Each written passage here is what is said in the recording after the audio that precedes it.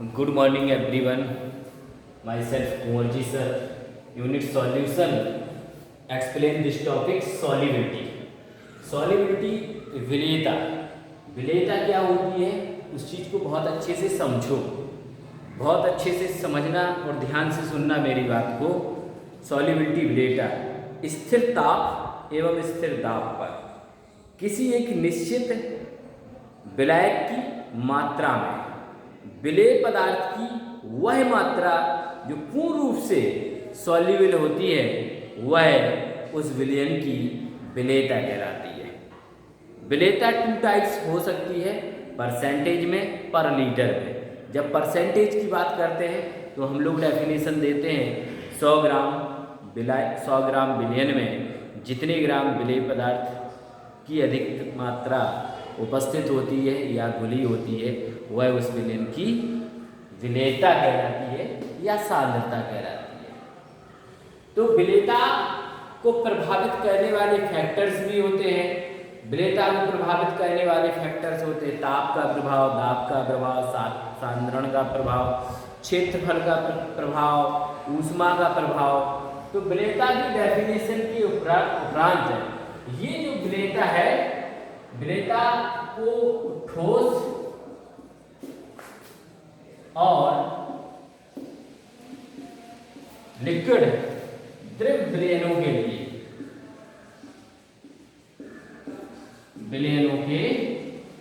लिए ठोस और द्रव विलयनों के लिए अर्थ क्या है? ठोस पदार्थ होगा और लिक्विड अवस्था में द्रव होगा और जो सॉल्यूशन प्राप्त होगा वो 3 टाइप्स होता है। ये द्रव सॉल्यूशन जो होते हैं वो 3 प्रकार के होते हैं, फर्स्ट, सेकेंड, थर्ड। अगर ठोस द्रव में मिलेगा तो ये 3 प्रकार के सॉल्यूशन है। अगर गैसों का द्रवों में विलयन होगा तो वहाँ हेनरी का नियम पढ़ाया जाएगा आपको। हेनरी के नियम के उपरांत इसके बाद राल्ट का नियम भी है, वो इसी पर आधारित है। तो ठोस और द्रव के लिए जो सॉल्यूशन है वो 3 टाइप्स होते हैं। नंबर फर्स्ट होता है संतृप्त विलयन, संतृप्त विलयन। दूसरा होता है असंतृप्त विलयन, असंतृप्त विलयन। और तीसरा होता है जो वो होता है अति संतृप्त विलयन, अति संतृप्त विलयन। जो अति संतृप्त विलयन है उसको अंग्रेजी में कहते हैं सुपर सैचुरेटेड सॉल्यूशन, और जो असंतृप्त विलयन है इसको कहते हैं अनसैचुरेटेड सॉल्यूशन, और जो संतृप्त विलयन है उसे कहते हैं सैचुरेटेड सॉल्यूशन। अब संतृप्त विलयन है क्या, इसको बहुत अच्छे से सुनते हैं। एक एग्जाम्पल के माध्यम से आप सभी को बताना चाहता हूँ। एक कांच का गिलास लेते हैं, उसमें 100 ml विलायक अर्थात पानी भर लिया जाता है। उसमें धीरे धीरे चीनी को डालना प्रारंभ करते हैं। जैसे ही धीरे धीरे चीनी को डालेंगे और उसको घुमाते जाएंगे तो एक समय ऐसा आ जाएगा उस 100 ml विलायक में अर्थात जल में चीनी का घुलना रुक जाएगा, बंद हो जाएगा। तो इस प्रकार बने या प्राप्त विलयन को संतृप्त विलयन कहते हैं, सैचुरेटेड सॉल्यूशन कहते हैं। तो इस प्रकार का विलयन संतृप्त विलयन होता है। दूसरा एग्जाम्पल भी देख सकते हैं, संतृप्त विलयन का एक उदाहरण भी लेते हैं। इस एज ए 100 ml विलायक अर्थात 100 ml जल में 30 ग्राम चीनी पूर्ण रूप से सॉल्युबल हो जाती है, पूर्ण रूप से घुल जाती है। तो इस प्रकार का जो प्राप्त विलयन है वह संतृप्त विलयन कहलाता है।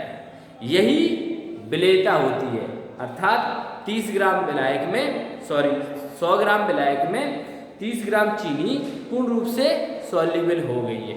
ना उसकी विलेयता से अधिक मात्रा है, ना उसकी विलेयता से कम मात्रा है। तो ऐसे विलयन को संतृप्त विलयन कहा जाता है।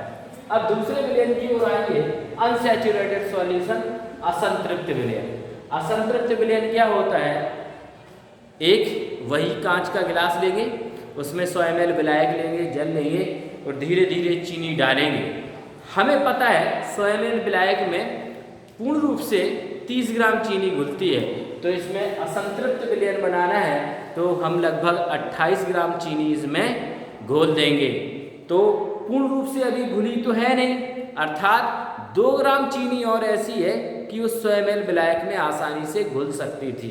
अर्थात ऐसा विलयन जिसमें विलेय पदार्थ की मात्रा उसकी विलेयता से कम मात्रा में घुली होती है या उपस्थित होती है, वह विलयन असंतृप्त विलयन कहलाता है। असंतृप्त विलयन के कौन सा विलयन होता है बेटा? वह विलयन असंतृप्त विलयन होता है जिसमें विलेय पदार्थ की मात्रा उसकी विलेयता से कम मात्रा में घुली होती है। As a this example, 100 ml विलायक में जब 28 ग्राम चीनी को घोला जाता है तो उसमें 2 ग्राम चीनी शेष रह जाती है, तो जो उसमें घुलना होना उपस्थित रहता है। तीसरा जो टाइप्स होता है वो विलयन होता है अति संतृप्त विलयन। अति संतृप्त विलयन को कहते हैं super saturated solution. Super saturated solution है क्या?